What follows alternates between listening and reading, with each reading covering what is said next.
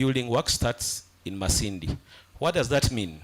The facility at Masindi is going to be world class. So it is going to attract teams that will be coming to play in Hoima.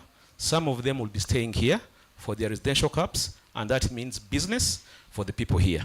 But for us to be able to do that, we need to work with the local authorities, like the municipality, to improve our infrastructure well-being in the town, our environmental habitation, such that when people come here, they are able to see a smart city, a city that is good, that can attract other visitors to come.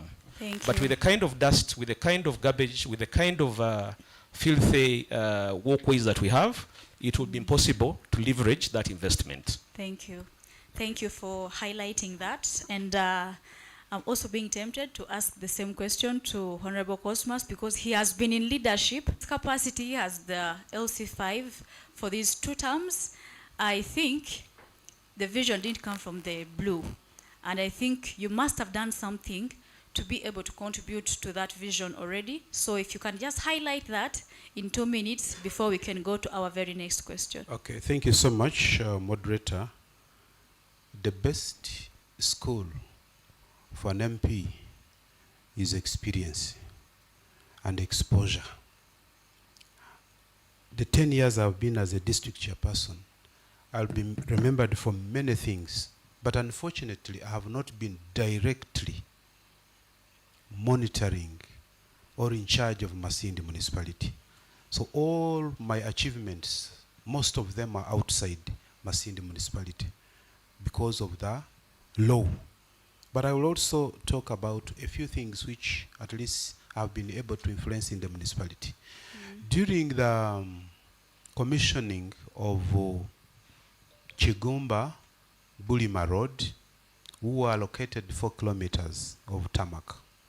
But tarmac being an important aspect of development as far as transport and road and access to services is concerned, I had to go ahead and lobby the ED through line ministries, and were able to secure 8 more kilometers on top of the 4 to get a total of 12.5 kilometers. All the tarmac you see now around town, the little tarmac, because there was dust up to the nose of the town, was because of my effort, because I was a district chairperson and also chairperson of the roads committee.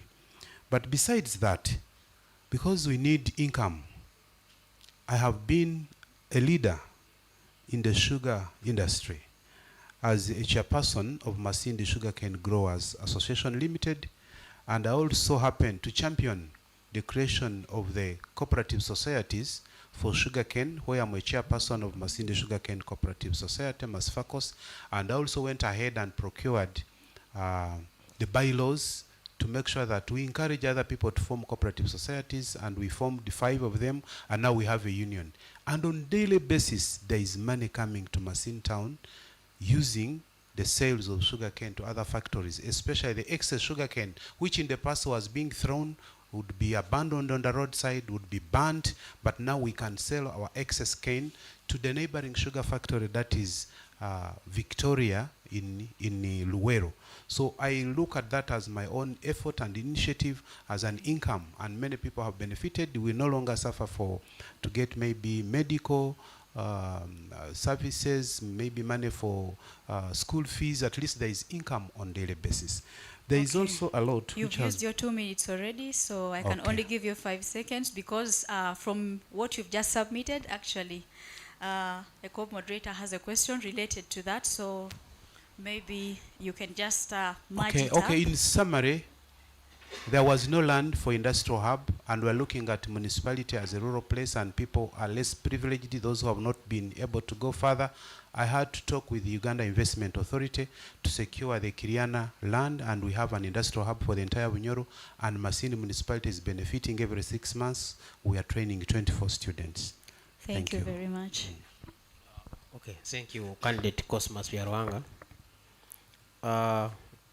You were in the spotlight about 2 years ago, you and the mayor, Masindi municipality.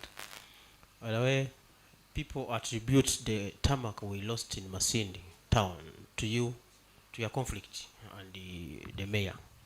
So like an assurance or to assure us the interventions you're going to make in order to restore or to recover those tarmac roads, because many say it was your fights which led to that loss.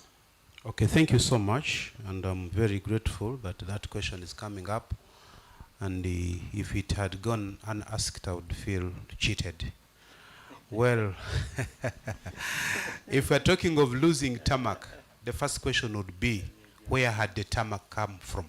Where had it come from? Because it was not under USMID. I have just delivered the 8.5 kilometers on top of the 4 kilometers. On record, I requested for all these tarmac roads way back in 2018. Because if you are to plan for tarmac today, you cannot ask it today and it comes today. I requested for these tarmac roads in 2018. They were approved, surveys were done, and at the time of implementation, the first phase was implemented peacefully without interruption. But at the time of implementation, I was not now the chairman of Roads Committee. It so happened that the municipality management did not appreciate the approved 5 roads, which had about 15 kilometers. I have it on record. So the municipality leadership, that is the mayor and the MP, thought they would change and get other roads instead of the preferred roads, the one which was going through Kisarawire to Cavalier, and there was excess kilometers which were putting on Academy Road, and then there was the Kirasa Kampala Road, then the other one to the Kingdom and the Miracle Center. All these roads had been approved, but the municipality thought they would get other roads, and having no powers of authority in the municipality, I had to give up. And in that process, we lost money. I cannot accept to carry that blame, because I had done my part. I had brought the tarmac. Nobody had brought it. It's me who had brought it. So if people did not prefer the roads which I had decided, they had the right, it was their right. But in conclusion, the tarmac is always there. The budget is always there, passed in every 72 trillion budget. There is always tarmac. But it is only the capacity. Auxiliary roads from, I think, CCC? Yes, that one was from Kisanja Para Road, yes, which I had secured out of my own initiative, because they were supposed to get 4 kilometers. It was my own initiative. And the roads had been surveyed and everything was being done. It was going to be implemented.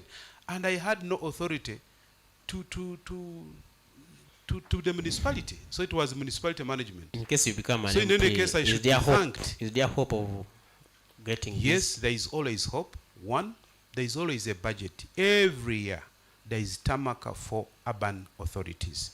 It is a matter of getting the right member of parliament, like me, who know where the money is, to go and get the tarmac on top of the USMID project. Because USMID is very small. We are going to get about 4 billion. That is about 3 kilometers or 2 kilometers. But we need this tarmac on an annual basis. I thank you. All right. Thank you so much, the honorables. Thank you so much for, the candidates. Thank you so much for your submissions. Now still, main goes to you, the Honorable Cosmas Biaranga. Now I want to start on the note where you mentioned that you are the chairperson of some association that deals with sugarcane. But maybe for clarity, I would like you to expound on that, just for me to understand what association is that one. Okay, there is Masindi Sugarcane okay. Growers Association Limited, Masgal. I was a vice chairperson for 1 term, that is 4 years. Then later I was the chairperson of Masgal for again 4 years. All right. Yeah. Okay. For me, development and food security, these are things that come hand in hand. I like the part where you have connected with Victoria Sugar Limited. Is it Victoria, right? Honorable Cosmas.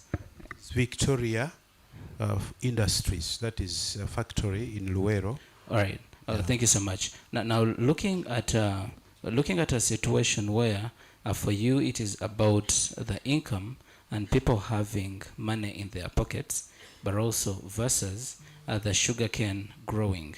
I would like to understand what in your solutions, what solutions do you have to see that we mitigate the issue of food security versus the growing, sugarcane growing in Masindi municipality, or even in the areas nearing Masindi municipality, based on your experience as a vice chairperson? Okay, of thank this you so association? much. First and foremost, I would like to inform the public that Masindi is food secure.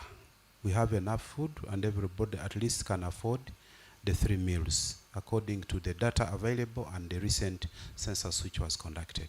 As sugarcane growers, the first point which we make sure that we do is to make sure that whoever is growing sugarcane also has the land for food. For you to register, to be registered as a sugarcane outgrower, you must first of all show land where you're going to grow food. And that has helped to make sure that Masindi remains food secure. That is one. But also, we have seen sugar growing countries like Cuba. It doesn't matter if you don't grow food, but if you have the money, you can always buy food from whoever has food. If you have enough money, you are food secure. So even if Masindi became 100% sugar growing district, I wouldn't be worried so long as they can get the right price of sugarcane and they have the money in their pocket. Other areas will always bring in food and we buy and remain food secure. All right, thank you. Thank you very much, co-moderators, for that. My next question is going to be to all of the aspirants. And this, I'll also pick it up from what Honorable Cosmas has hinted on a little bit. He has spoken about USMID, which you know that is a program that comes from the government to support municipalities to develop structurally.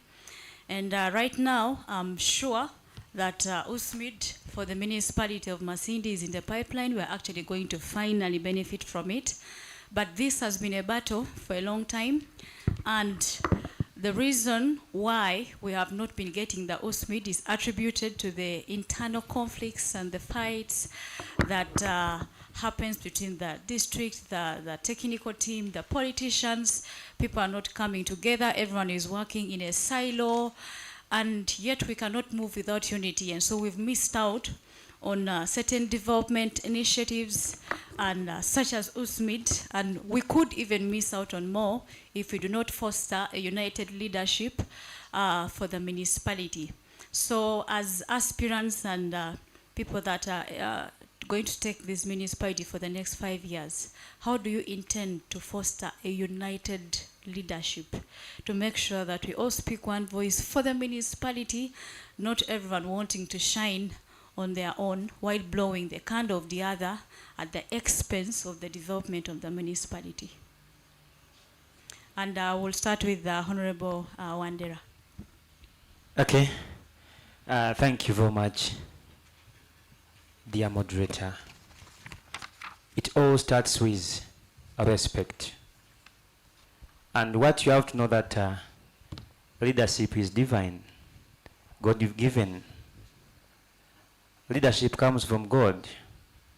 The problem with Masindi leadership, it has been that some people have been in these offices using them for employment purposes. They have not been after serving the people of Masindi. Disrespect is one of the factors which has been resulting into fights. The fights we have been seeing. If you are an LS1 chairperson, know your role and respect the other people in office. If you're a mayor, know that you are voted as a mayor and know your boundaries. Know what's supposed to do. If you are LOC5, know that your office is LOC5. Yeah, if you're an MP, know that you are an MP. The problem has been that an LOC5 want to do the work of the mayor. The mayor want to do the work of the MP. So the fights has, that's one of the factors where our fights have been arising from. If I'm elected as an MP Masindi municipality, I want to work hand in hand, in harmony with other leaders and respect their offices. We have to see it. I have to attend these councils, municipal council and district council, and have their problems so that I can have them represented in the parliament. The problem with the Masindi municipality has been representation. We have been misrepresented. We have had leaders who go to parliament to seek their personal gains, not the people of Masindi. Now see the incumbent is missing this crucial debate, and he's still in the parliament. He will miss such sessions. So I know in the parliament there are always session every Thursday where they ask an area member of parliament to represent the concerns of people from his constituency. I have not seen my area MOP at single time in the 5 years representing the people of Masindi, talking about the Musmid, talking about how the night economy is a problem for the people of Masindi. You cannot operate a business in Masindi town at night. We don't have lights. The town is in total darkness. The lives of the boda riders is in danger. The rights of these women, of these youths who are frying chips and chapat on the streets is in danger. They have lost their capital to the thugs. But the MOP we have cannot represent the local person. That's why Akiki Wanaira, the local person, after parliament failing to come to the local person, I've gone to parliament. And if I go to parliament, the local person will be fully represented. Because the issues which concern them are the very issues which concerns me. Parliament has failed to come to the youth.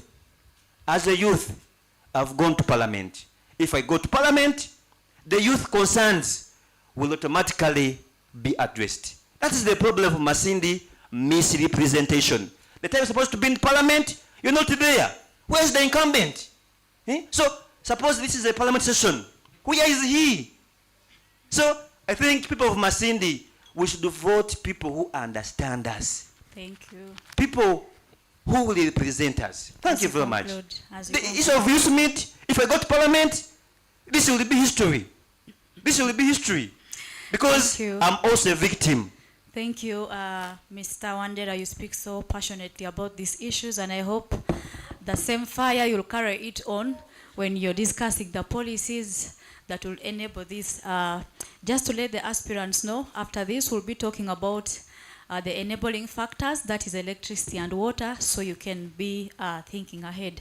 But next, we'll be speaking to Mr. Tumwesige Vincent, who will be speaking on the issue of how are we going to harmonize the political wing, the technical wing, to make sure that we have a united leadership that will foster development and work together. Yeah, thank you so much, moderator and viewers.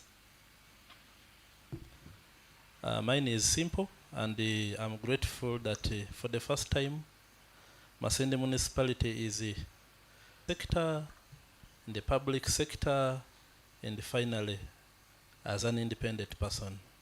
Number one is the political aspect that we are in right now. Looking forward that Masindi finally chooses an independent candidate that will be able to collectively embed everyone without any camp, without any siding, without anything. And that is where I belong, whereby I'm able to represent the collective views of everyone without any color, without any party, without any oriented comfort. Then finally, note that more so on that is to acknowledge all of us, we are human, that our thinking is totally different. What he knows, what is on his mind, is totally not what is actually on his mind, on my mind.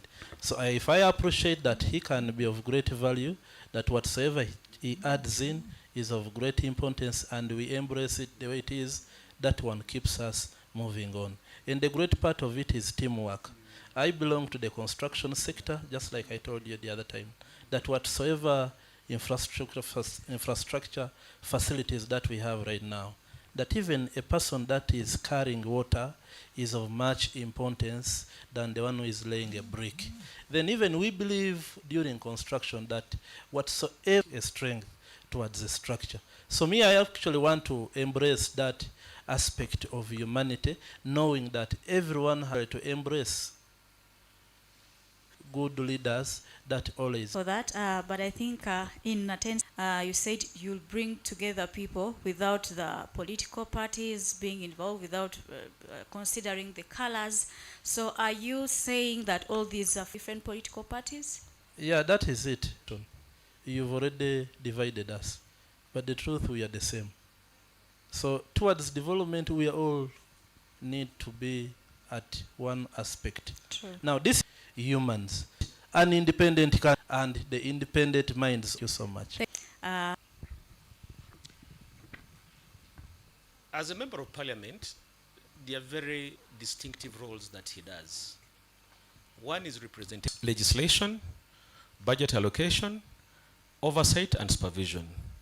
What usually creates problems is in the role of oversight and supervision, people thinking that they are doers. The Constitution gives clear limitations and guidelines and separation of powers between the respective offices. And eventually that causes conflict. As an MP of the area, what will I do? Is to bridge the gap, and that I also happen to be the area, is to ensure through the provisions available to each and respective, to respect them, different ways of management. So, and I will ensure that there is harmony. I will ensure that people fast, irrespective of what are the aspects involved. People must be fast. Service delivery from service delivery. They don't feel government from rhetorics. I thank you. Thank you very much, and I thank you for using your time really well. But you hinted that you're the NRM chairperson, and I didn't know that, so I'll also add that to your title. But you said that you're positive that most of the seats in town or the positions will be taken by the NRM, so you'll easily foster cohesion. But what if it doesn't happen and you have the people from other political parties?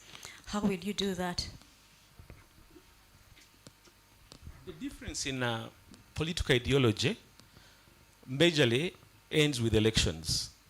Once elections are done, those that have won serve the rest of the people irrespective of their political or religious or any kind of discrimination, irrespective. I wanted to add, due to lack of which the leadership right from the is very key, and we had to make sure that we put this person in place. It took us a lot of dialogue and everything. But I can also conclude by saying dialogue is very key. Mm-hmm. In any conflict, dialogue is very key. Mm-hmm. You can remember or recall Masindi had a lot of conflicts at the start. Actually, 3 months in office, there was threatening impeachment of the chairman. And this was majorly political, because I had told them after my second term, I will leave the district. Now the question was why he doesn't perform, so that he doesn't stand as a member of parliament in the municipality. And some of these colleagues were funding these fights, celebrating when it comes to the district stability, that we can have business for and bring people to. For that, and so you can. Because of the camp, very strong excuse, you can say that maybe we failed because of that. I think it was people outside there say it was because of the internal fights, because you people you couldn't unite. You'd see a mayor moving alone, you see those 5 moving alone, instead of missed was lack of lobbying. I have not seen where Masindi was supposed to receive USMID project and then the problem was fights. It was not anywhere. In any case, it is me who has been advocating for it.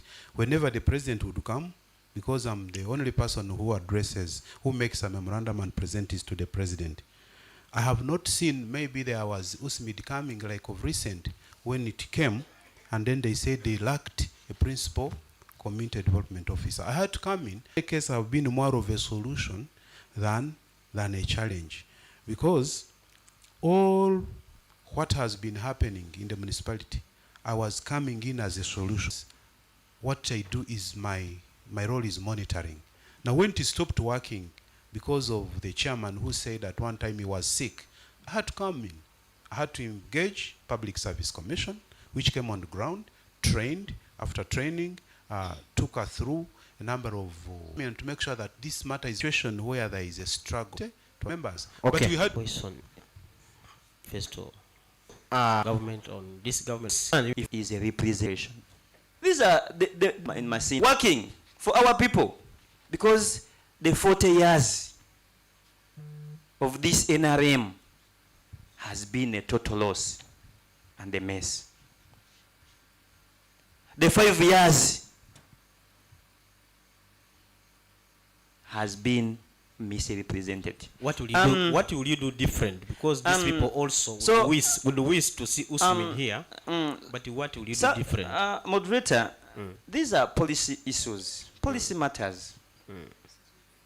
That by policy, these urban centers, municipalities should have Usman. By policy, should have health center 3. By policy, these urban areas, they should have piped water, clean water. How are you going to influence the policies, those policies which are in place? As someone in opposition, our role is to check government, to direct government where it is diverting. I need to be in the parliament every Thursday, at least if it became a municipality. We have never had the health center. Maybe last question. Do you whether think, at level 3, do you whether think at just level 2. just being in parliament is enough to bring these projects on the ground? Just speaking on the floor of parliament, do you think it is enough? You need to know what concerns your people and have them represented. Basically that. The problem with Masindi leadership, Masindi municipality, I would say for the last 40 years, we have not been represented. The last 5 years, the last 10 years where I have also been participating in the voting, we have not been represented. I've been in the media doing advocacy. No, as a journalist, we have the voice of the voiceless. Yes. I've been writing articles 5 seconds, about 5 seconds. these same issues. How Chigulia as a division doesn't have a health center. How we don't have a secondary school. How we don't have water. But don't let me tell you. I've told people in Chigulia that you cannot sleep at the sea. Andy? And you wash dew. Okay. So I've told them, as affirmative action, if I go to parliament, water should start from Chigulia Thank you so before much. we supply to town. Yes, Engineer Vincent. So basically that. Yeah, Engineer Vincent, you have a background of engineering. Yeah, thank you so much. And in Masindi, you know very well, many places, many cells have no power and also access to safe water. What interventions are you going to make in order for this area to enjoy those infrastructure? Number one is, of course, the ordinance, not forgetting the community out, hearing their outcry voice. I know very well, as we talk right now, we have particular places that have been mapped with the good yield capacity of water services. So at my level of an area MP is to encourage the Directorate of Water and Sanitation to expand water accessibility within the said constituencies. Number 2 is to engage the community, at least to stop the exploitation of labor, because during these interventions, there are some delays that arise because of exported manpower. Number 3 is engaging the real people. Right now, I'll give you an example, like particularly where I have land. And we want to thank whereby we shall construct a reservoir boost water collection facilities. There is an assurance right now, Eremit, that you can construct an underground tank at a low cost facility, and we have those skilled manpower within our municipality. And we can actually harvest the seasonal rains, whereby at the end of it all we shall reduce on these shortages. Okay. And then number three, finally, is encouraging other facilities that much as municipality put a ban of constructing boreholes, at least we have other facilities. When you expose the yield capacity of your water coverage area, you find yourself when you are being encouraged to install a borehole. Thank you so much. Okay, I have a very last question, and it goes to Mukama Rogers, Honorable, who comes from a division which hosts Kianja, the source of water for Masindi municipality, but the division has no pipe to water. I think you are the most connected person up there and exposed. Would like to know how you're going to use, you see some things are not done at the floor of parliament, but would like to know how you will use that opportunity of being exposed, connected to the people of Kigulia, accessing water and electricity. Thank you for your very nice, kind words. As a member of parliament, one of the roles is budget allocation. How would I be sitting in a budget session every year and pass budgets that do not address the needs and gaps of service delivery in my constituency? That is one area where our representatives have fallen short. And like you put it, by the time the budget is read, there is a lot of work that is done behind the scenes. And that is where I think I would be most useful, because I have the network, I have the connections, I have the exposure, I have the ability to rally behind colleagues and partners to help me deliver the service gaps within the constituency, including not just water delivery, electricity, schools, healthcare. So by the time the budget comes on the floor of parliament, there is a lot of work that is being done. If you wait on the floor of parliament to pass a budget, you'll pass a budget that is addressing other constituencies' needs, not yours. And I think that's one area where our leaders have fallen short. And those, I'm not here to blow a trumpet for others, but I think those that have done the groundwork better have delivered within their constituencies. So yes, I'll use my networks, I'll use my exposure, I'll use my friendship with other colleagues across the divide to ensure that service level gaps within my constituency, they are addressed and they are well budgeted for. But also, I think it is very important to understand that a lot of all these service gaps we intend to address requires money.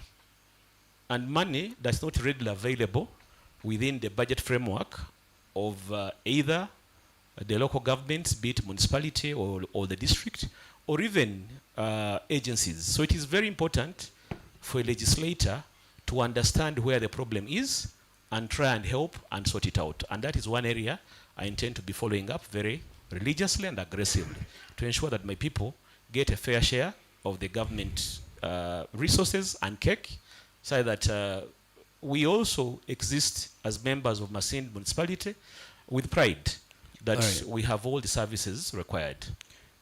All right, thank you so much, the Honorable Mukama Rogers.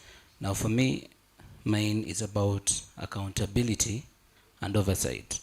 When you started your introduction, I love the part where you mentioned service delivery 3 times. If you want, I can recapitulate that, where you said service delivery, service delivery, service delivery.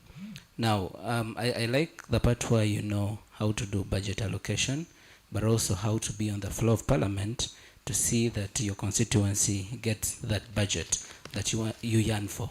Now, getting the budget is one thing, but also spending that budget is another thing. Now, on something to do with accountability and oversight. Now, as citizens, we often accuse municipal leaders of weak accountability and poor supervision of these projects. Now, what oversight role would you personally play to ensure government funds and projects are properly implemented in Masindi municipality? It is actually not what oversight role. It is a core responsibility of a parliamentarian to do oversight and supervision of government projects within his area of jurisdiction, but also within the nation. So I am alive to the responsibilities of a member of parliament, and I am very zealous to ensure that I execute that role without fear or favor. So Right. it is not an option.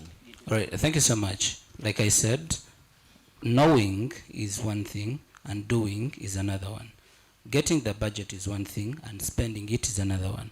Now the oversight role, you knowing it is one thing, but also I want to practically see the how bit of it. There are so many government agencies that are tasked to do the oversight. As a parliamentarian, if I have lobbied for money to do, say, water extension, is my job. My job is to go and see if the water extension to the areas that don't have water is there.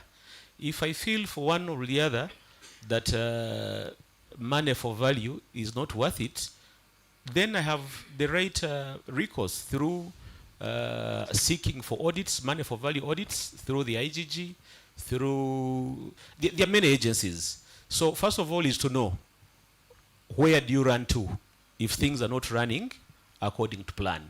Okay. IGG is one of the first options. Police and corruption is another. State House and Corruption Unit is another. There are so many agencies where you can run to and report and follow up, and action is done. Okay. But most important is to find out. And how will you find out? Like we said, as a parliamentarian, you're a representative of the people. If you have ears on the ground, people will tell you. Some of these money-eating schemes that have been happening here are well known. And even the perpetrators are well known. But sometimes they are protected. You know? So the agencies are there, and we'll seek the rightful agencies within the law to ensure that the common person, the common wananchi, the local person gets the service that they deserve. It is as simple as that. It's not an option, it's not a choice. All right, now, the last one from me. The agencies are there, but also we are seeing how corruption is really dribbling down our country. Now, looking at those agencies in place, even the latest, that also include the TAC. Now, having those agencies in place, but also using them is also something that we would like to see practically, because people reporting to you, how are we going to be assured that even when you get to know that this is something that is missing in these projects, probably the ones that you're doing an oversight role about are you're in position to hold these people accountable, but also to listen to what the citizens or the residents report to you? First and foremost, I need to say that sin is as old as the Bible. So the mode of sinning keeps changing. Corruption is sin, and it keeps evolving. So it can't be that what was used to nab corrupt people yesterday is what will be used. So corruption keeps evolving in many aspects and in many facets. So it is important, first of all, to know that there are agencies and legal regimes to address corruption. That's number one. Number two is to ensure that you follow up, because we can't just keep folding our hands and then we let the country and service delivery go to dogs. Somebody must be able to stand up, and somebody must be able to stand up without fear or favor, irrespective of who is involved. Sin is a sin. Corruption is corruption. What has been the problem is trying to say that is so and so son, that is so and so son. No, we will not allow that for as long as our people are not getting the service that they deserve. If money has come from the center to do work, it must do work. Okay. It must not go to enrich a few individuals. All right. Thank you so much, Honorable Rogers Vyamkama. And I also believe a spade is a spade and not a big spoon. Back to you, Chief Moderator. Thank you. Moderator, I'm reliably informed that Honorable Cosmas has a comment on the issue of water, and I wouldn't want to take that away from him. So in 1 minute, because Honorable Rogers already brought up the issue of corruption, and that is where we are going into governance and admin. So you can finish up before we go to the next. Thank you so much, Moderator. I just wanted to give you information by sharing my experience, what I have done regarding water. You recall there is a time when we used to have no water during a dry season. We take like a day, we get waters, like we get water like one day, then you wait for 2 days. What did I do? It took me time, and I had to travel up to Rukunjiri district, because lobbying is not only in office, not only at the floor of parliament. I had to go and meet the finance manager of National Water and Sewerage Corporation. That lady, who is now actually is the flag bearer. We had to discuss, because I had been tipped by the area manager that, you know what, in the budget we have less money in Masindi. So we had to follow up, and we were able to get a pump. That's why now you get water throughout, even during the dry season.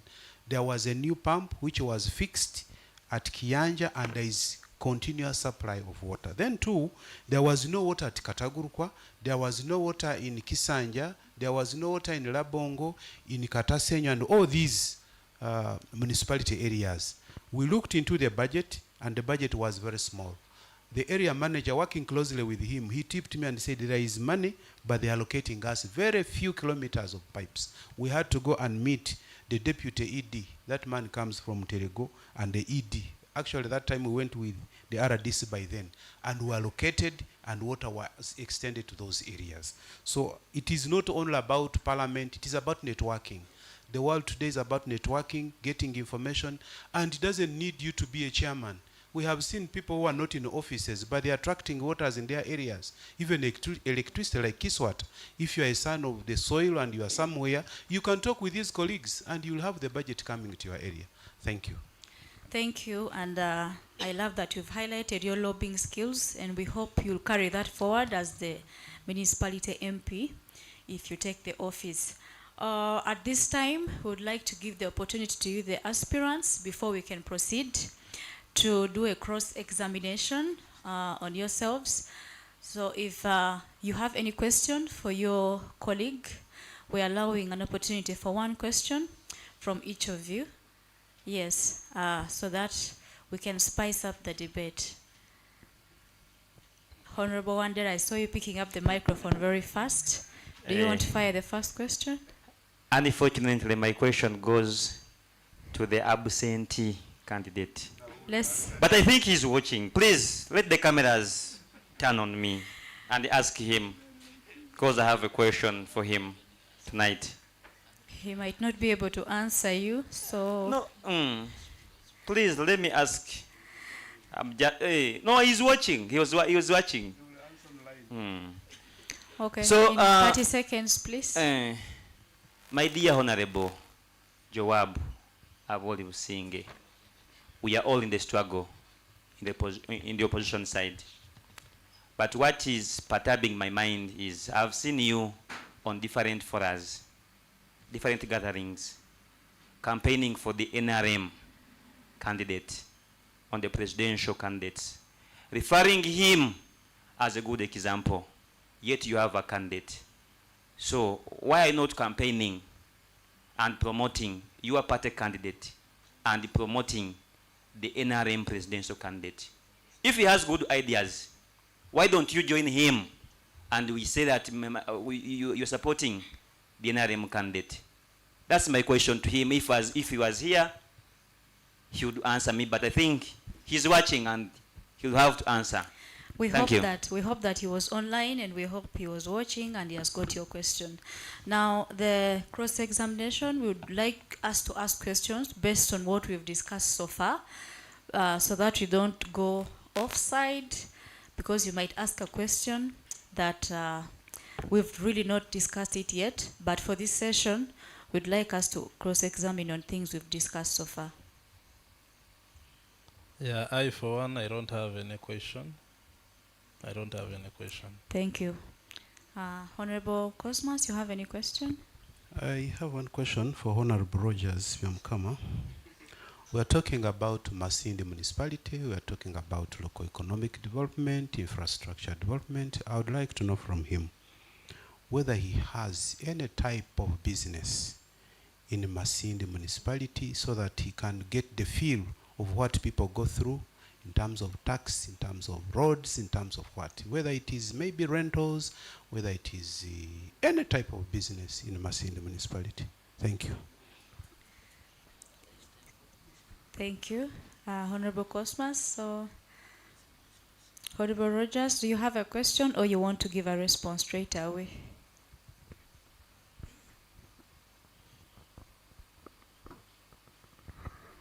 I have no question, but I'll answer Cosmas.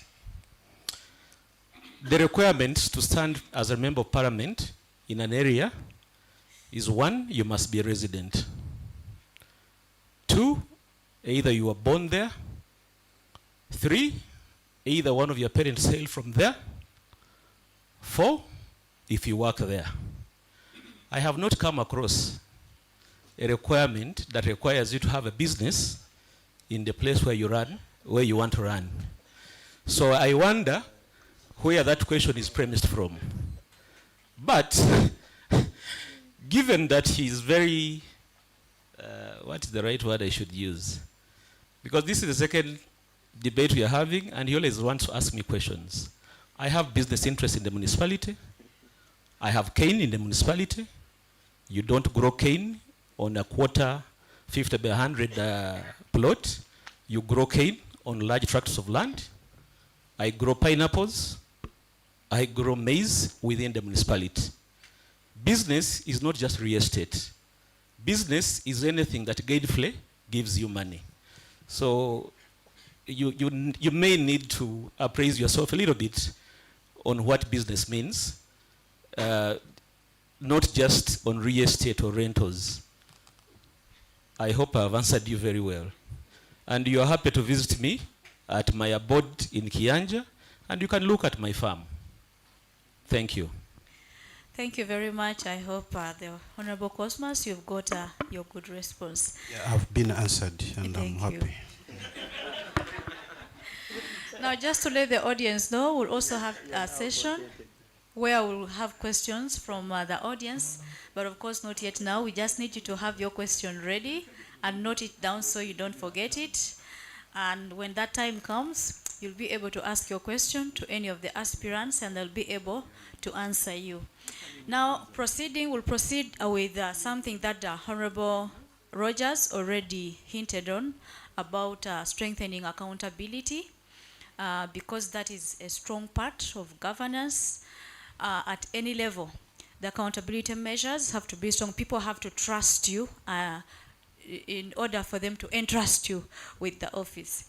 So we would like, on the issue of corruption, how are we ready, or what practical measures do we have to make sure we actually participate actively in strengthening the accountability measures to make sure that the taxpayers' money is used well, the offices are not abused, and everything that the public is supposed to get in terms of public service reaches them. We do not misuse their funds. We don't misuse the structures and the equipment and all the materials that we have that are supposed to serve people.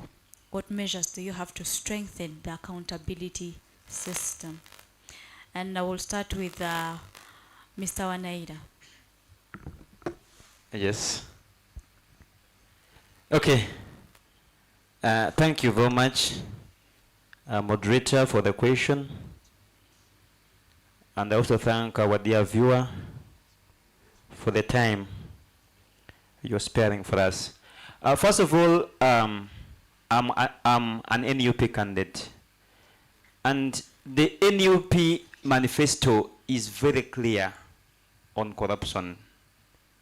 And in our in our manifesto, corruption is number 1, where we want to have a free, corrupt country, and where we are upholding the human rights.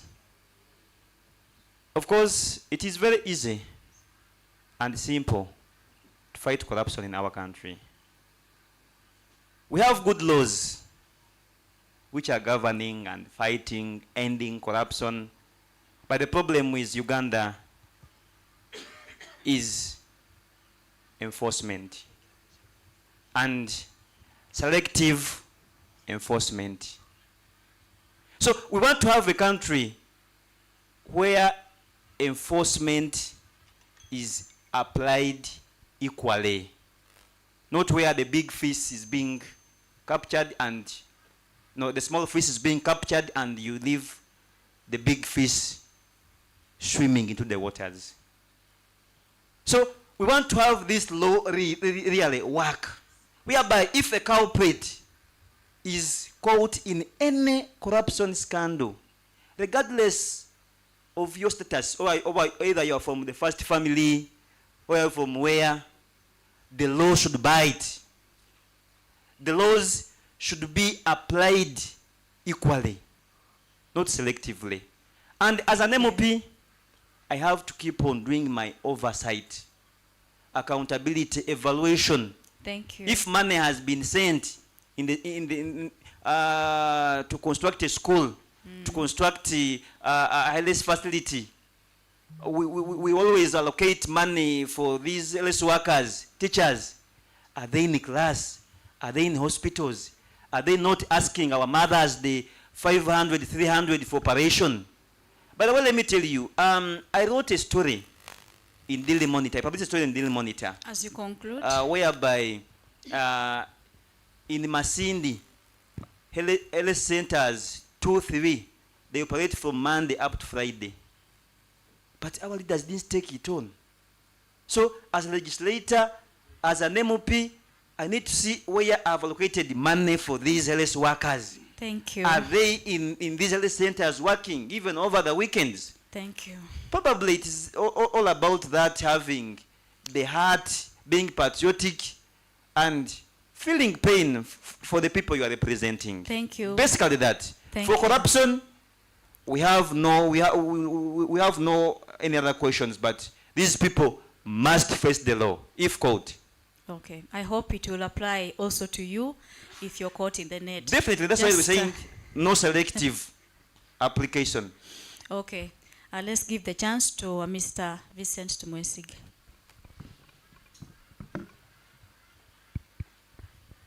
Yeah, thank you so much for the question asked.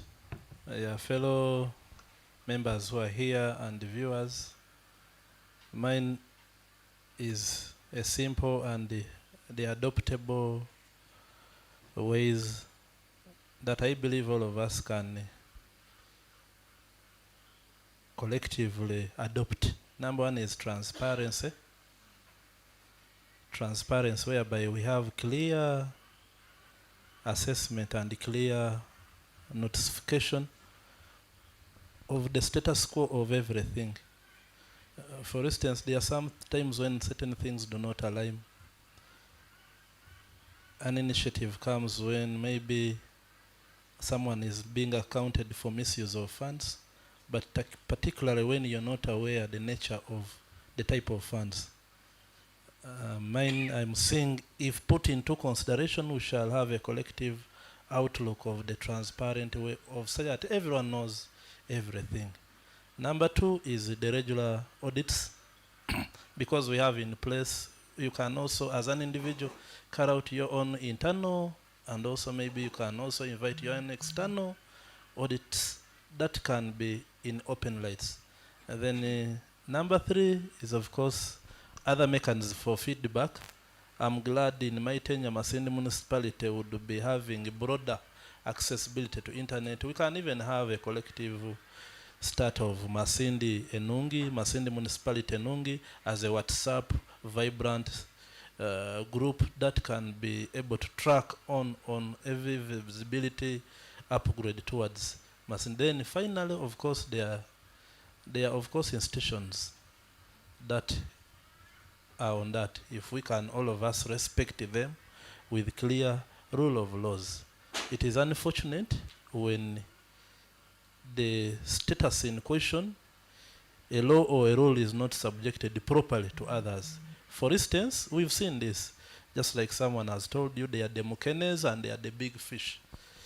If there is an investigation which is going on, let it be thoroughly be in openness to everyone. Okay. Not again using the kangaroo style management, or maybe when certain things are at a stop on, you resurrect them to other individual or other observations.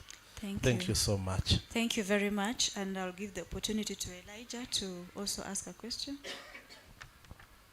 All right, thank you so much, Mr. Vincent Tumwesige. For me, Okay, let me ask you in particular. Now, for me, it is about public participation. Yeah, Yes. because we, the public, is sending you to Parliament to see that you represent them. All of you have mentioned about representation, and I think this has become, yeah, one of the common things that everyone that is contesting will speak about. Now, residents feel they are left out most of the times when it gets to decision making.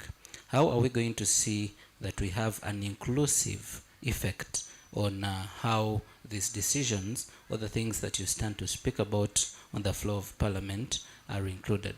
But also, how do we see that there is inclusiveness in terms of the gender, but also the underprivileged groups of people, like the people that are living with disabilities, and also the vulnerable groups of people that, like the girls and women? How do we see that they are involved in this decision making? Yeah, thank you so much. I promised during my opening remarks and disclosed to all of us that in my tenure we shall have a municipality office that will be open to everyone with a clear reception of a suggestion box or a suggestion toolbox that will be receiving every person's remarks or every person's write-up towards the nature of how Masindi municipality should be or where some concerns are. Then the interestingly part of it, we have some government programs that are in place whereby the veterans, the elders, the disabled are being reminded to access some facilities provided you are 50 years and above, or for the category of the disabled there are some projects that they can access. To my side, if they are able to access, I will be seeing myself as performing. And if they are not being able to access, I will be seeing as someone who is discounting them.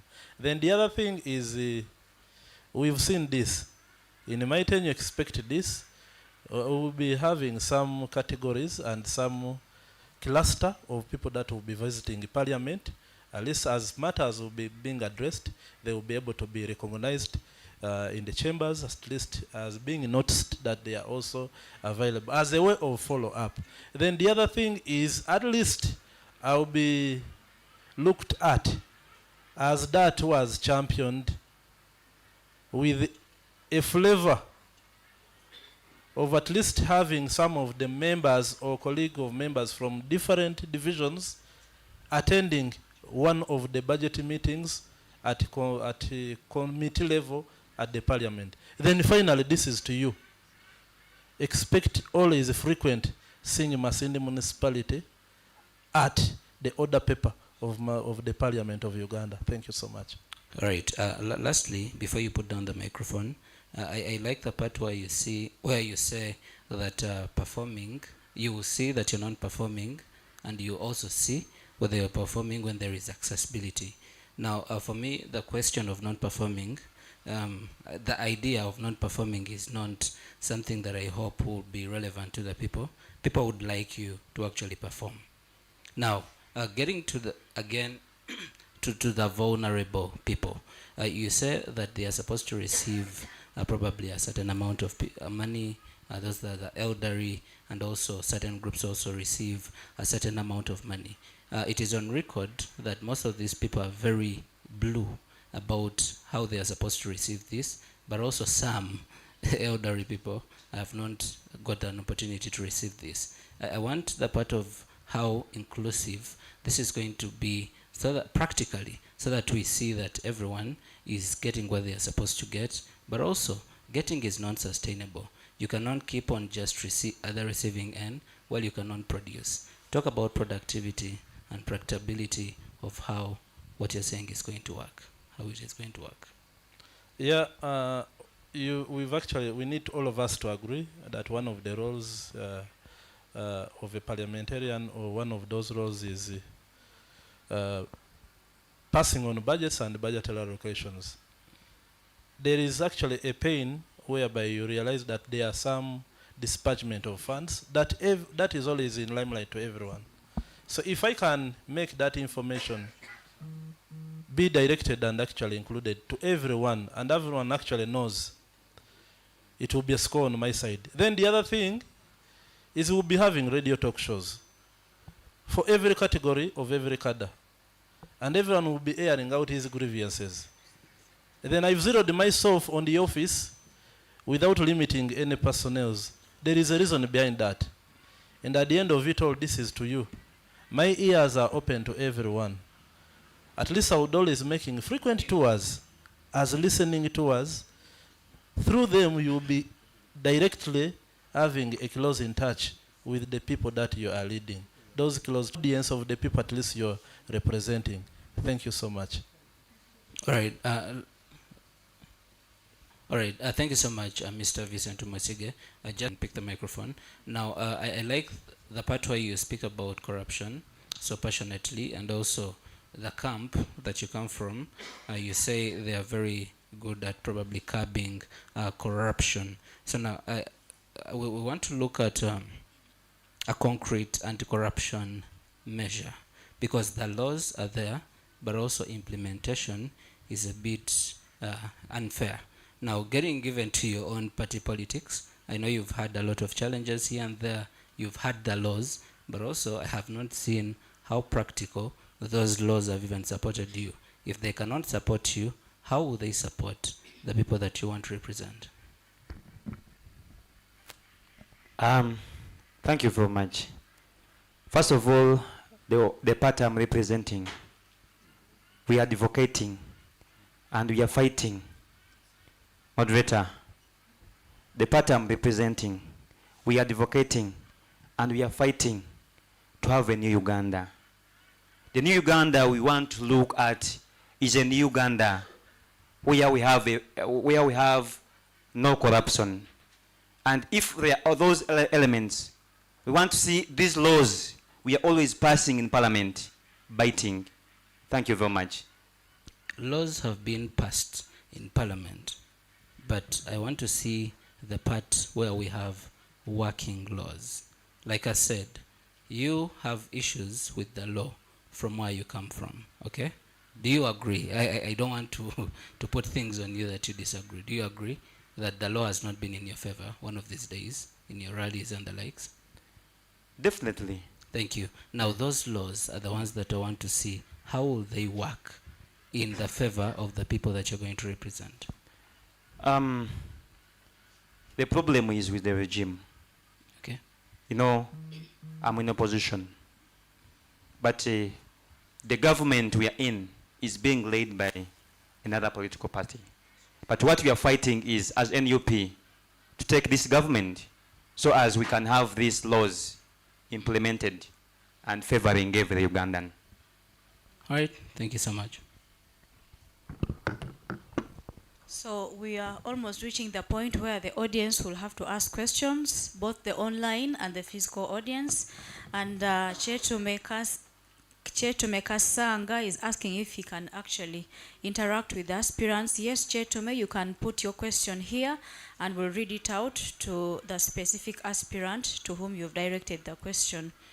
Now, as we come to the end, I have a question to Honorable Rogers. He mentioned in his at the beginning that his vision is to see a municipality or a town that is not resting even at night. We are operating, we are 24-hour business municipality, but we can start from somewhere. That might be a long term, but we can start from somewhere. Right now we are having an issue of electricity and lighting that even the ones that are operating right now are having that issue. So if you can just summarize what you'll do to make sure that these ones, because most of them are in the informal sector, and right now the issue is electricity in the municipality. How would you first handle that to help the ones that are operating now?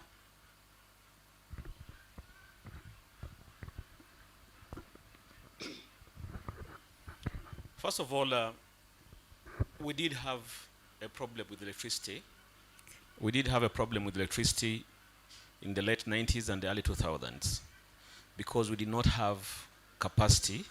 We're not generating enough capacity for electricity towards the end of 2010 and now 2020s, we have enough capacity. In fact, we even have excess electricity. The challenge right now is temporal because of change from Umeme to EDCL. The work ethics change in management has caused a bit of inefficiencies. That is going to be sorted out. Now, to have a 24-hour economy, obviously you need light, you need security, you need, the other enabling environment, a cash equipped population to be able to do that. You need amenities that are going to sustain the 24-hour economy. I'm talking about restaurants, bars, transport. In other towns, there is transport, say in Mbarara, there is transport every hour on a 24-hour basis from Mbarara to Kampala, from Mbarara to Kabale, same with Jinja, same with Mbali. Now, one of the things that we intend to do in the NRM manifesto, they are going to put a ferry on Lake Albert. It doesn't matter whether it is Butiaba or Buseruka or Ndaiga. And they are going to put a bridge on Masindi Port Road. What we're asking the next Sanja is this stretch here from Miria, 41-kilometer stretch to Renkunye, to be tarmacked. If that happens, the shortest route from DRC to Mombasa and from Mombasa to DRC will be here via Masindi. And that will give us a little bit of traffic. That will give us a little bit of traffic, human traffic, but as well as motor traffic. That will also add a brick on our 24-hour economy. Thank you. Thank you. Thank you very much for that question. I think a supplementary from Elijah. Yeah, sure. So, Honorable, the question of the city, okay, let me understand first. Did you mention that you want to have a city status for this for municipality? I didn't say that, okay. But of course, if you are a municipality, with all the right ingredients, the next stage is a city. Okay. Although I didn't ask or mention for a city, but as a municipality, we are a candidate for a city if we have the right ingredients. And the things we are talking about to make our city vibrant, to make our municipality vibrant, to make it attractive to business, to make it attractive to people coming from elsewhere to come here, all those are helping us to attain that status in the near future. I don't know when, but that will come definitely. It's not a matter of if, it is a matter of when. All right, still taking you on. So in your opinion, I would love to understand, talking about a 24-hour economy in Masindi municipality, what does it mean for you? Does it mean that the city is secure, the city is lit? What does it mean? Just give me an overview.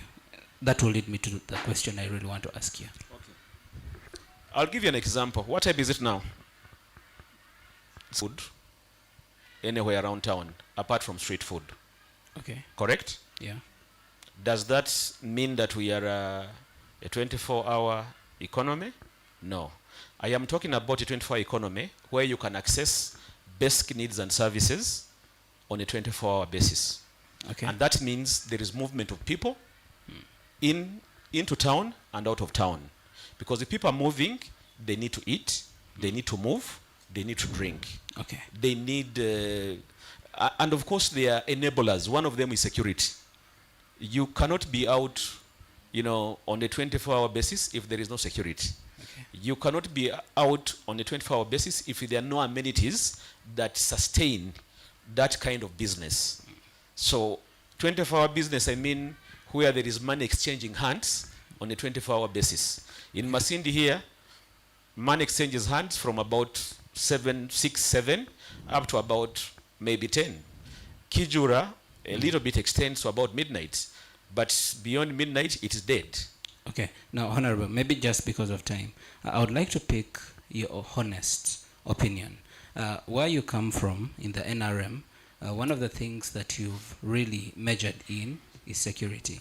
And also, the part where we have a whole battalion of security up here, just the in Kigulia, right?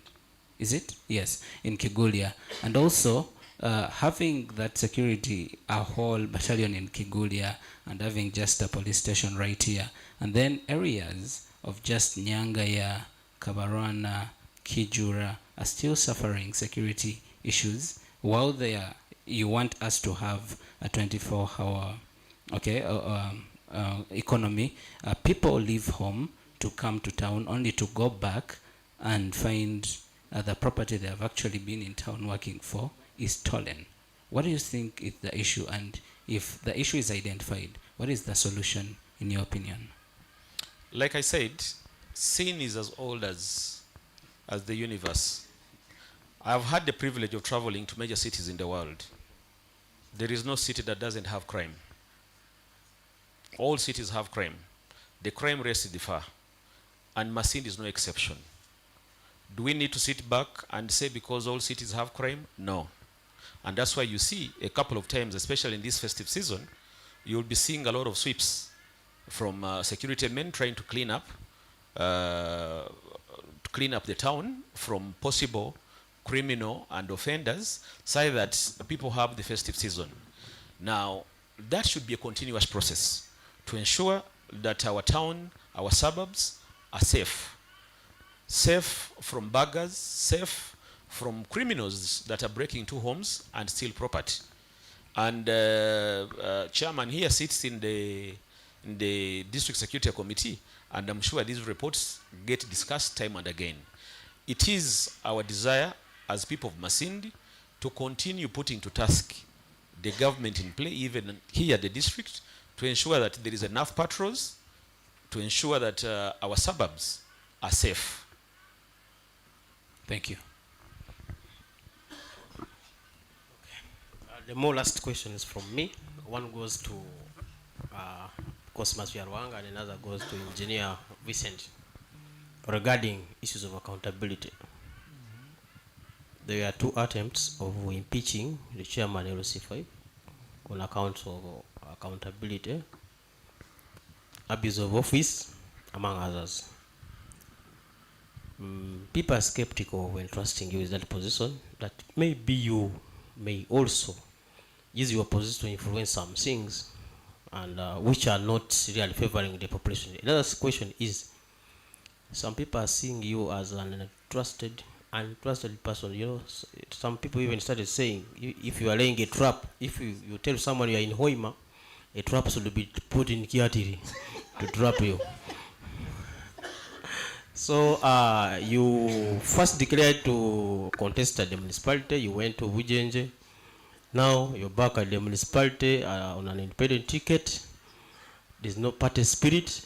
That's what they are saying. So we'd like to get more clarification on that. Okay.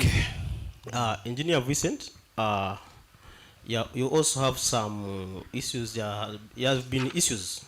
We need you to make this clear to the population of abuse of office, and some charges were put and some conviction.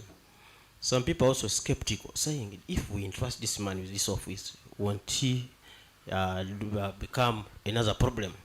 So we would like to get clarity on those two issues, because they are there in the communities, yeah, and people are talking about them. And we are here to represent their voices. Okay, thank you so much, moderator. I'm really very, very, very delighted for asking me questions regarding integrity, accountability, corruption, because at first I felt cheated when I was not being involved in deliberating on issues of accountability and transparency, because I'm an anti-corruption activist. That one is publicly known world over.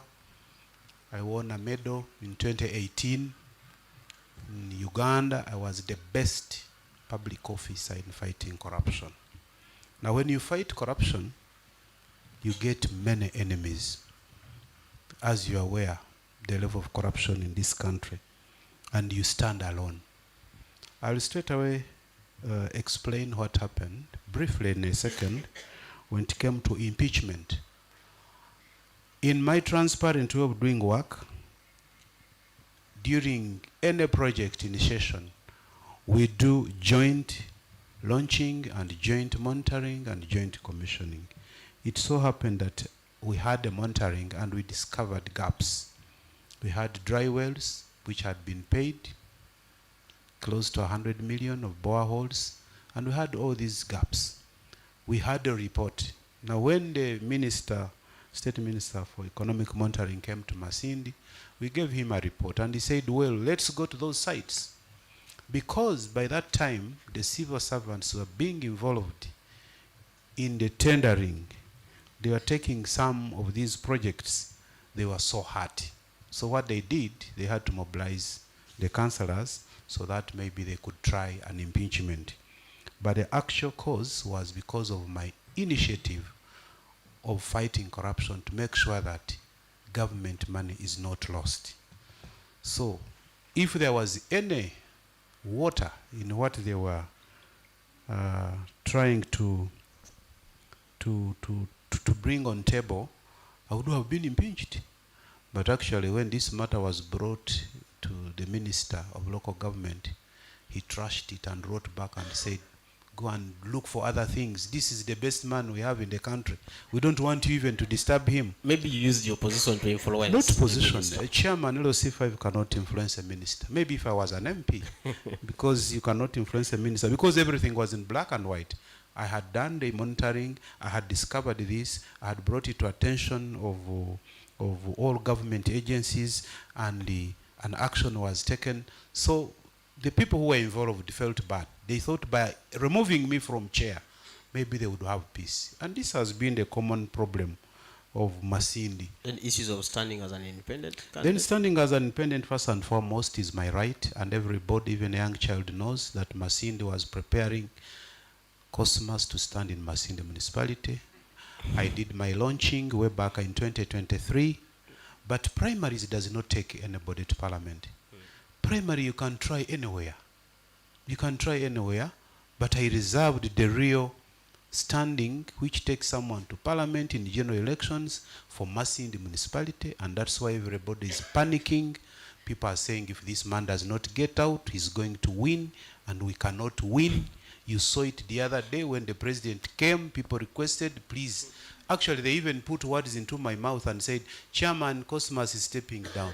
How can you step down without writing, without mentioning any word? So because of what they know, people know it. This one is not only politics. People know Why what I am. Why did you stand in Bujenje as an independent candidate? Bujenje, I went to try because it is primary. He said, well, I'm a born of Bujenje, but I'm not a resident of Bujenje. Let me try and see what happens. I got results. I got results.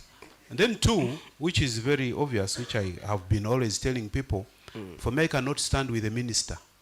If an area constituency already has a minister who is sitting with the president every Monday, I cannot waste time. So I anticipated Dr. Balam to come. Honorable Ernest had declared the interest. I said, well, if the ministers are there and they can get the flag, then we are covered. But none of them appeared for general elections. So I had to come in to fill the gap because I knew the story would be the same. I've always said it. It was Honorable Biamuka Marali and Honorable Joab. Where is the party spirit there? There is no party in democracy. Actually, I wonder why even NRM flag bearers are telling people to vote flag bearers. Democracy was brought by NRM government. That's why we have this man in a red cap. That's why we have independence. That's why we have this FDC. And one of the pillars of NRM is democracy. So they should leave people to vote the people of their choice, the people whom they think will deliver services. Maybe lastly, why did you participate in primaries? I already answered that. Why did I what? Participate in primaries. I participated in primaries. You know, everybody is aware that the method of election, here we are lining up. Big people are not coming up to line up. They have no time to waste. Here we have a secret ballot. You cannot expect the same results. Okay. So I have to come for these real elections where people vote by secret ballot. Yes, Mr. Engineer, you can sum And it up. it is my right, and it is in the constitution of Uganda, even the NRM constitution, independence, and it is not only in Masindi, countrywide, we have independent candidates. True. It is your constitutional right. even the MP of rural and Wijenja are independent and they're in parliament and they're Yes, working. Mr. Engineer, you can sum it up. Summing what? I posed the question to you, and you're the last person, I think, to answer. No, we clear. Let's clear that, please. Let's clear that. Allegations and the facts. Which one do you go with? Facts. Please. But when there's an allegation, you have to clear it. No, let's make it interactive. Allegations and facts. And true or false. Let's go by that. Abuse of office, not true. Allegations. And I'm just requesting all of us. We all have a career.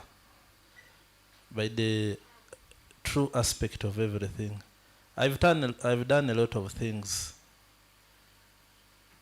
back home and actually home here. Even right from where I'm residing, I'm one of those community organizers whereby we actually maintain our own roads where I reside. Now I wonder how again an office abuser can again engage community to be entrusted to engage community to work on their roads that actually they access.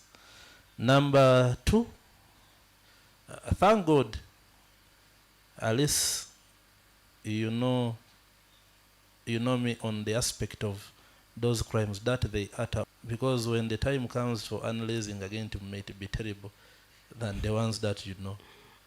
Because truth be told, then let's conclude this. If the laws are clear, if there is the rule of law, let it be interventions in Kampala when there are courts around Masindi that can intervene for the same. There is some mismatch. Then the allegations, I don't want us to look into that, because I know victims that have lost lives because of allegations. And those that we think are the cleaner ones are actually the dirty. I want all of you to look at me like a cassava. Just look at me like a cassava. That when you remove off the outer part of it all, my inside heart is white. Okay. And this is why I'm also contesting. That behind there you might look at just one Vincent. But those that depend on me, those that listen to me, those that actually count on me so much are the many.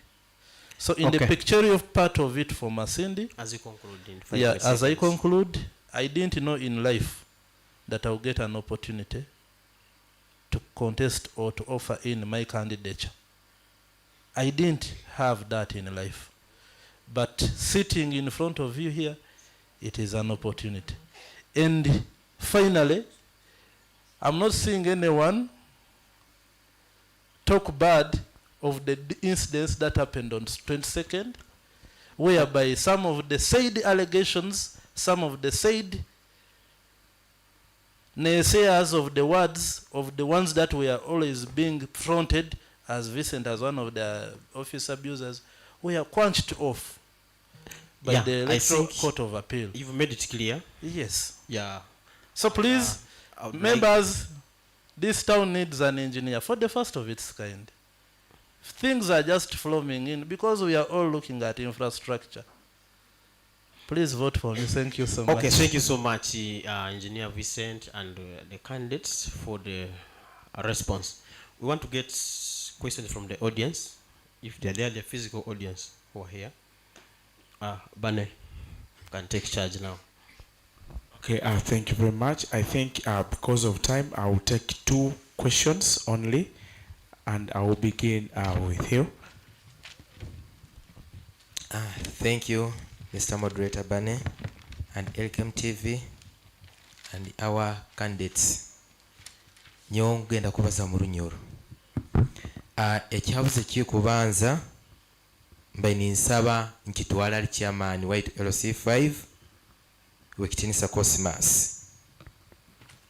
Tukukwenda muno kuha obururu kandi tukukwesiga ohiro tweralikirire muno ntingu abantu ebigambo ebikubazibu okwo bagamba Cosmas versus Among mu kusigikira ekyabaireho president yabaire hano Among akarangiro stepping it down iwarwayi wagamba tinka stepping it down tutuwale ekyoha kandi buzuke buli hagati yawo na Among ekyo kimu iwe nkurugireho munyikirize ekyabuze kya kandi nkigale hali owekitinisa Rogers bya mukama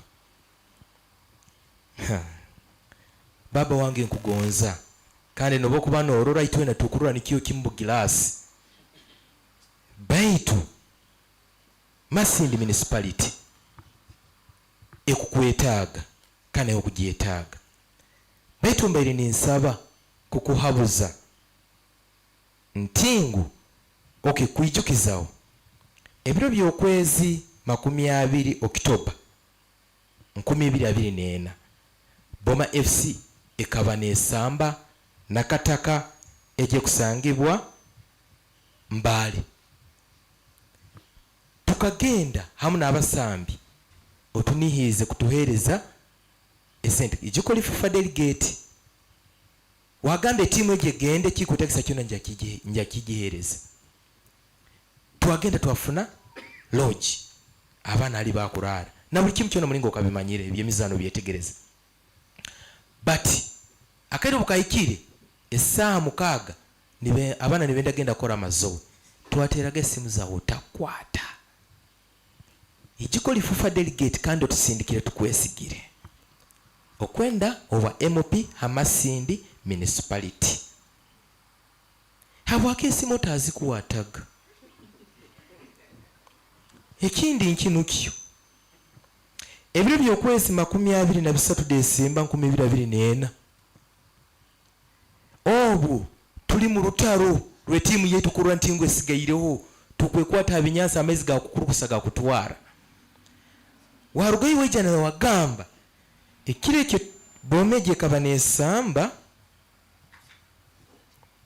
nesamba nkusoko banyeberwe mu katoito baitu ebiro nibye byekaba nesamba ne timu emu eri hano Masindi hanyuma byamazire kusinga tukabona aba honorable bangi kuruga hoimoko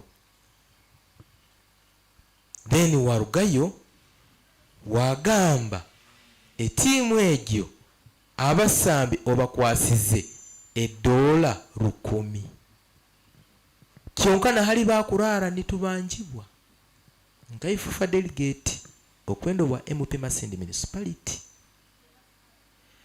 wakwasa abasambi wayanga kwasa naki technical team sente ziwagambe sente z'abasambi bagende mu Christmas bakubanja omusara renti bakubanja habwaki otazikuwasize technical team niye kumanya ebizibu by'abasambi ekikusemba yonkusima muno webale kwagira ebyemizano baba wange watulobinge watuletere kisahe kyonka amazima gali bikaba byoya byansu kyagenda hoima kyonko kwendo wa MP Masindi municipality habwaki wasazireho kwija kwesimba Hamasindi municipality itwe abebyemizano kiki kyokutuwole kyekitukuro rounding wa Rogers bya mukama aikara FIFA delegate na habwekyo omulinga kurakuranize byemizano Masindi municipality ba Masindi kutwaliza hamu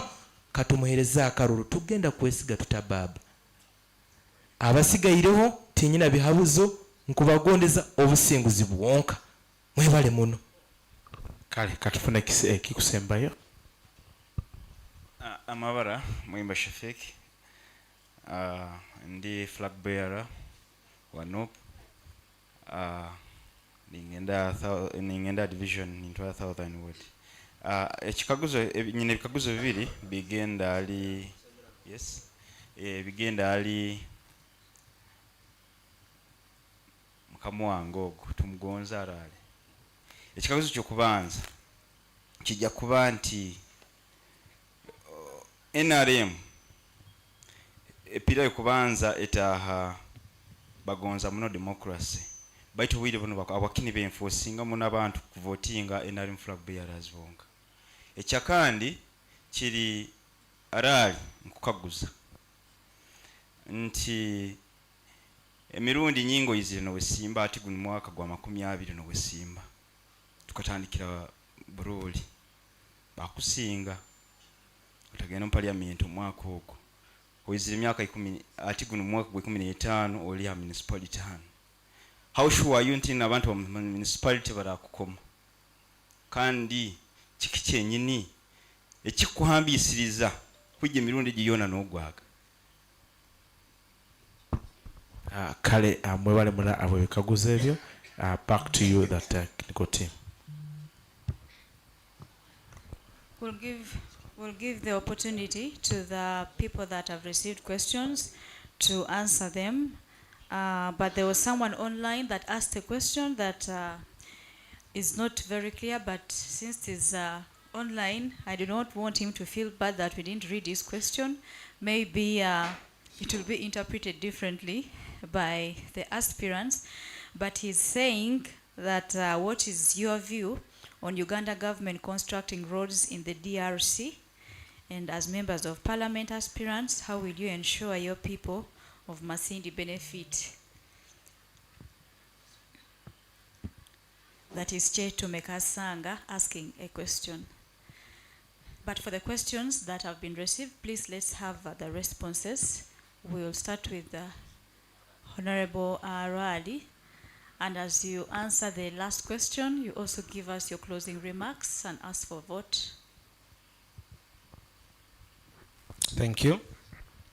Kantandikini kya Chetu Mekasanga. My view on Uganda building roads is a necessary step because DRC is one of our biggest markets. It is very important for us to open up those markets. And even when you look at the things I was talking about of the shortest route from DRC to Mombasa, if those roads are there, linking to where the ferry is, it is already an added advantage.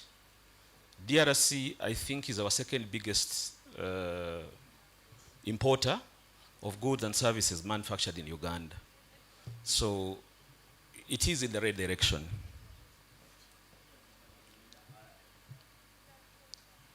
Democracy. Democracy is liberties. The right to choose belonging. There is democracy in faith, democracy in politics. We are in a multi-party dispensation. Multi-party dispensation means political parties build, recruit, build their numbers. And the objective of political parties is to take over power. So it is necessary for the NRM, that is the mass party, that is fielding candidates on every position to support their candidates. Even other candidates like yourself of NUP, you are being supported by your party. I have not heard your party members asking for votes for NRM. It is within our democratic right to support each other, to support amongst ourselves. That is democracy. So if you think your party does not give you a chance to win, please join the big party. I have stood many times without winning. I won the primaries. I'm on course. I'm on course of winning the parliamentary seat. Hakiande Hachilema stood 5 times. On the 6th time, he is the president of Zambia. And there is absolutely nothing wrong with standing. Every election that you participate in is an experience. It has learnings. I'm happy that you are standing. Let's see where your course takes you in the next couple of months. You might be in my same trade. My good friend that has asked me about, you said October 20th? First of all, I do not know you as an official of BOM FC. I have never had a discussion with you on anything to do with BOMA. I do not understand where your assertions are coming from. But since you are reading from the phone, I suspect somebody gave you those things. He should have been brave enough to mention his name and when you had that call. Secondly, I am not an owner of Boma Football Club. Whatever I was doing, I was helping as somebody who loves the sport and as somebody who is generous, who can give whatever I have. Boma FC had and has owners. I have never been, I have not any of the owners or shareholders. So my support, let it be limited to the principles of my generosity, not as an obligation. But never mind, that is not true what you allege, that on 20th of October, I had a discussion with anybody going. Like I said, I do not know you as any of the officials. The officials I used to pass money through are well known. It is not you. Lastly, the $1,000 you allude to, let me correct you. It was actually on the 21st of December last year, and it was $2,000, not $1,000. The players had gone 4 months without pay. As somebody involved in sports administration, I understood the dilemma the players were in. And on that day, they won their game. 21st of December, everybody's looking for Christmas. Did you want me to give money to the technical team that hadn't paid them for 4 months? Or you wanted me to give the players to have at least something to go home with? Secondly, I am a donor. I choose who my benevolence goes to. I am not obliged. And finally, let me also put this to record. A lot of people have been using this issue of Boma for a very long time. I want to put it on record. I was one of the biggest funders of Boma that is not a shareholder in terms of supporters that put money. The $2,000 I'm talking about, you can know how much it is. And ask anybody around Boma Football Club if there is anybody who ever put in a single installment that kind of money. So while you want to spoil people's names because of politics, also look at the beneficiaries and look at those that make a sacrifice to make certain things happen. I am passionate about football. My contribution about football in this region, there are very few people that can measure up. There is no single village in this municipality that has not played the football I've donated. There are very few villages that have not used the jazz I've donated. I organize football competitions where I put money. The latest one, I lobbied schools in municipality and surrounding areas outside of municipality, primary schools, each received 15 balls. Tell me any other person that has had that kind of impact on the sport. So boss, keep your cheap politics out of serious business. Lastly, about the stadium, because it's very important, I am very proud to have been part of the people that lobbied the stadium to come. It is probably one of my single most contribution to this region. International football is not village football. International football has standards. To attract AFCON, there are certain minimum standards that were required. One of them is less than 80 kilometers from the airport. Where is the nearest airport from Masindi? Answer me. And how many kilometers is it? Some of the things, please, cut us some crap. Hoima Stadium is in Hoima, is in Bunyoro. It is the second biggest stadium in the land. Anybody who has been following this matter knows that when we won the bid, many people wanted this stadium to be taken to their places, including those that had presidential pledges, like Buhinga, Akibwa, and Soroti. They all put up a fight. And I came here and I said, guys, we have cooked food, it is on the table, it is waiting to be served. I am calling upon all leaders of good intent. Let us protect this facility, this infrastructure in our homeland. I never saw a single person who even called to ask what is the status. And now you ask me, why did you take it in Hoima? Is Hoima in London? But even in Hoima, so be it. It is coming with 4 facilities, and one of them is Masindi Stadium on a 7-acre land.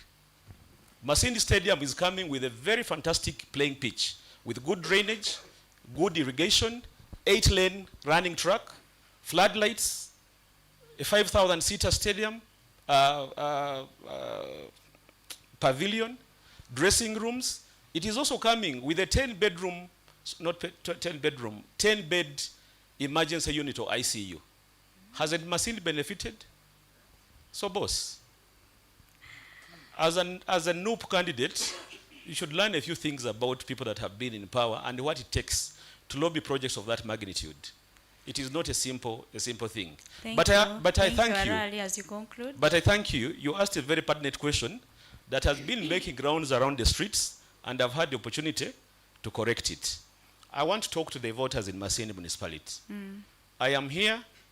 First of all, I carry the honor of carrying your flag as NRM flag bearer, but I also have the requisite education, the requisite exposure, the requisite network to influence policy and budget allocation in this great municipality of Masindi. I seek for your support. On January 15th, vote me. Vote for change, vote for efficiency, vote for work that is speakable. Do not vote for rhetoric. Vote for work that is speakable. I have demonstrated my abilities to lobby. I have demonstrated my abilities to stand for what is right. I believe I am the best candidate for this great municipality, and I seek your support to lead you for the next 5 years. I thank you. Thank you very much, Honorable Arali. Thank you so much, moderator. It is good, Honorable Arali, you have made some clarifications. Let me hope all that has not been your personal input, but collective responsibility, because like I would give an example, if you lobbied for the stadium and there was no land, there was no title, definitely it would not come here. So we have been part and parcel of this contribution if government had not allocated money and so forth. But also information, the bomber where you have been a main funder was bought. It is no longer in the municipality. Even Kirasa FC was bought. So we have no apparently any team.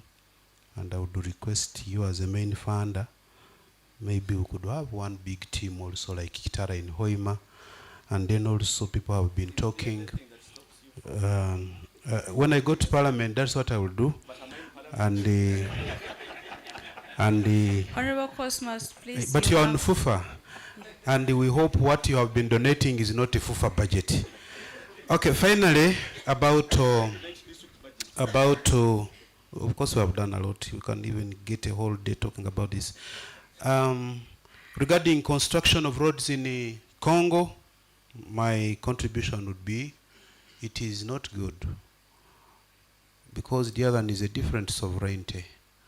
If we are to do any construction because of bilateral relationship and regional integration, it should be co-funded. It is better government of Republic of Congo and Uganda sits in a transparent way and we agree how much is going, how much is coming from Uganda and how much is coming from Congo. That's my input. Then finally, I was asked about the pronouncement by Among. Among is Among. Anita Among is not Vyaruhanga Cosmas. And the person who stood in Masindi municipality is Vyaruhanga Cosmas, not Anita Among. And I want to inform the people of Masindi, as I said, if I had no votes, nobody would bother about removing me from the race. But because of the support as a district chairperson, because none of my colleagues here has an experience of a district chairperson for 10 years, and we cannot just take it lightly. You have seen how people who have been chairpersons, like this man of Gulu, how much he deliberates, because you cannot speak from nothing. You need a foundation. There is nobody. It's only me with a file of Masindi municipality with pending projects. Anything which fails locally, I keep it here, awaiting municipality. Okay. So that's all which I can say about my candidature. I'm an independent candidate. My symbol is a chair, and I want to implore all the people of Masindi municipality to vote quality, to vote a voice, not only talking but debating in parliament from an informed point of view. 20 years experience as a civil servant, 10 years as a district chairperson. With all these challenges and this gross experience, it is quite enough to make me stand and floor at the floor of parliament, lobby for the people of Masindi municipality. Naweki abantu bampereze akaruru Masindi municipality ehinduke. Mwebale mono. Thank you. Mr. Wanairo, please. It is very sad and embarrassing that our government under the leadership of Museveni is putting a lot of money to construct roads in DRS Congo, when we have stalled road projects in Uganda, in Masindi, and in the Bunyoro. A case in point, we have the Biso Masindi Road, which has stalled for over 5 years. That road was supposed to be finished in 2022, but it is stalled due to inadequate resources of funds. So I totally disagree with my comrade, the NRM flag bearer, who is saying that the government is right. Fine. I believe in bilateral trade, in the foreign policy where we have to have a good relationship with neighbors.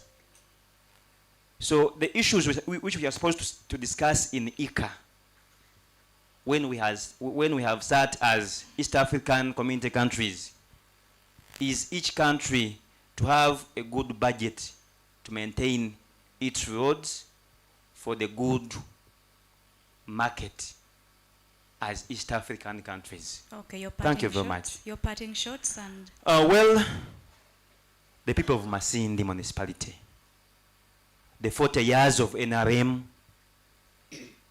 the last 5 years with our leadership in Masindi municipality has been a loss. Trust me with your votes, because I have told you I'm a local person. Okay. Masindi municipality needs a person who knows the problems of Masindi. And it is me, because what concerns you is what concerns me.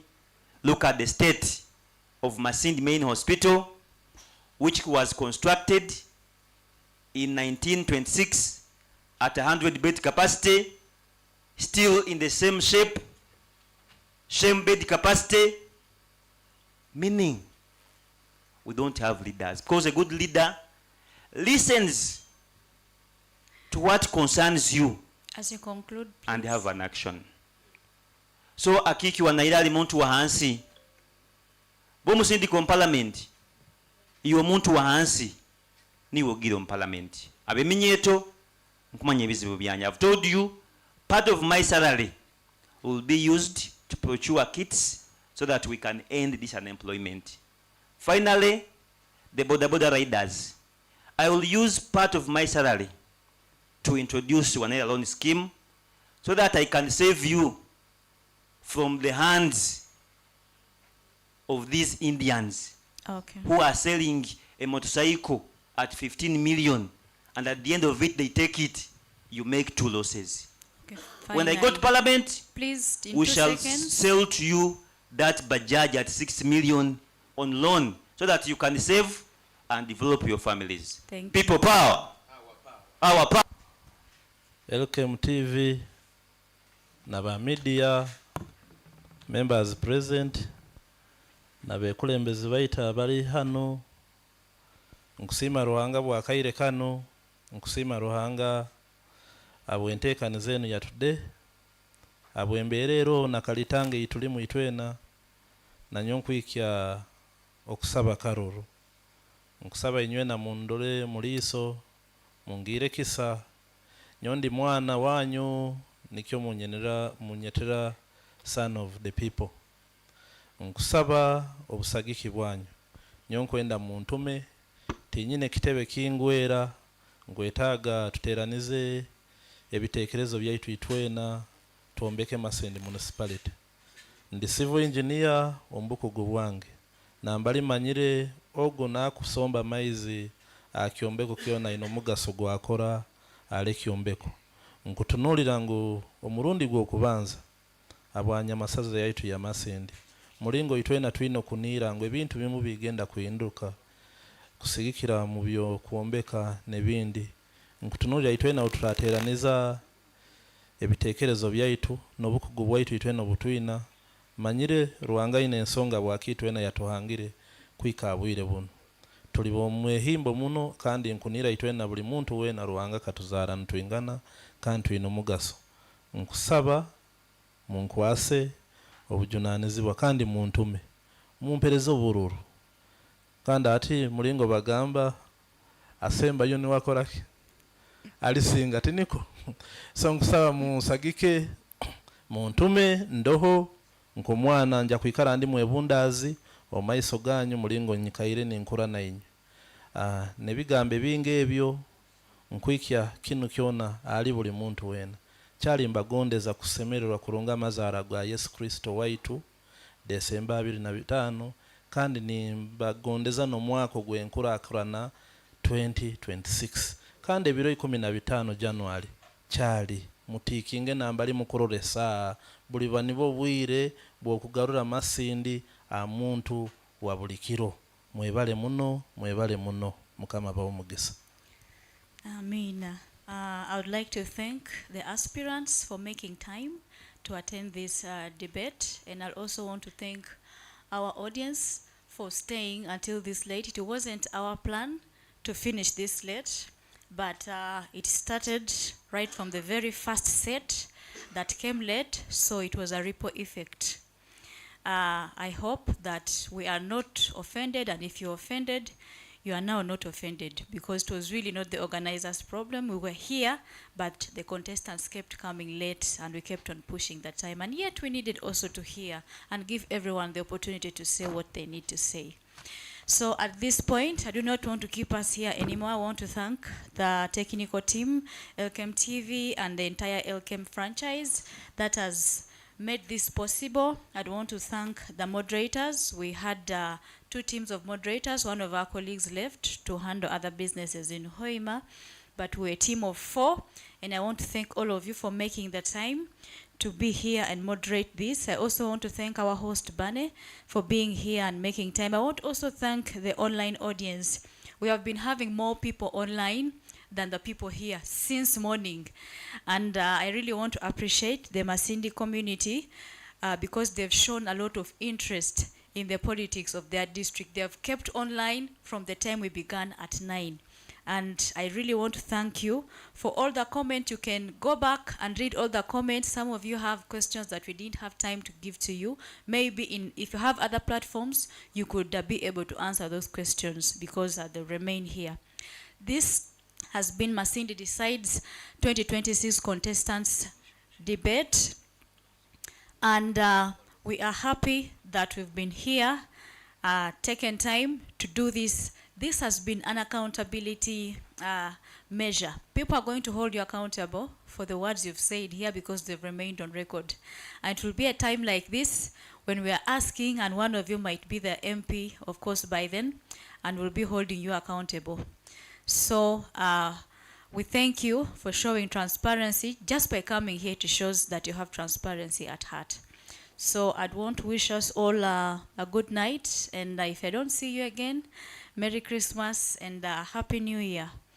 And to the aspirants, may God protect you in your campaign sessions remaining and keep you healthy, and come 15th, may the candidate with the most votes win. Thank you. Okay, thank you very much, the moderators, for the work done, and I want to thank all of you for coming. Thank you for honoring our invitation, for not letting us down. It is now upon you, the viewers, to do what is needed, and we are going to have a picture before we leave. I want to inform the viewers that we have come to the end of our debate since we started at 9 up to now. We told you it is now your time to know whom are you taking, whom are you voting. They have said it all, and I cannot repeat any of their words. And thank you very much for following LKM Television. We are so proud to have had you people. Let me first note of some people who have been on. So was Innocent, thank you very much for being on. John Atoki, Edward Mungu Feni. Edward Mungu Feni has been on since we started.